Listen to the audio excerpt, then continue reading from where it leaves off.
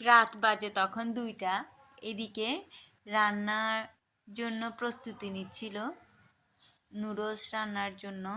আমার ভাইরা একটু দেরি করেই আসে দোকান থেকে, তো ওরা নাকি প্রায় রাতেই ভাত না খেয়ে নুডলস খায়। তো আজ রাতেও ওদের ইচ্ছে করছিল নাকি নুডলস খেতে, তাই ওরা প্রিপারেশন নিচ্ছিল নুডলস রান্না করার জন্য। তবে নুডলস সিদ্ধ করতে যে দিয়েছিল একটু পানি কম হয়ে গিয়েছিল, যার কারণে নুডলসটা একটু নরম হয়ে যায়।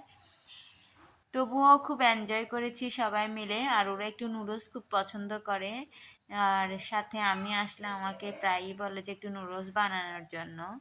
আমি যেহেতু এবার অনেকদিন পরে এসেছি, ওরা বললো যে চলো তুমি যেহেতু আছো আমরা আজকে একটু নুডলস খাই। রাতের বেলায় ওরা সবাই একসাথে একটু টাইম পায়, সারাদিন ব্যস্ত থাকে, যার কারণে রাতের দিকে নাকি ওরা প্রায়ই নুডলস বানিয়ে খায়, যেহেতু অন্যান্য টাইমে তো সময় থাকে না। এদিকে আমিও একটু একটু হেল্প করছিলাম, কারণ বেশি হেল্প করতে পারছিলাম না। ওদিকে আমার পিচ্চিটাও ঘুম থেকে উঠে গিয়েছিল, ওকেও কোলে নিতে হচ্ছিল। এদিকে ওরাও দেরি করে এসেছে, ফ্রেশ হচ্ছিল। ফ্রেশ হয়ে একজন পেঁয়াজ টিয়াজ কেটে দিল, আবার আরেকজন একটু সিদ্ধতে বসালো। এইভাবে করতে করতে সবাই একটু একটু হেল্প করে নুডলসটা বানানো হয়েছিল।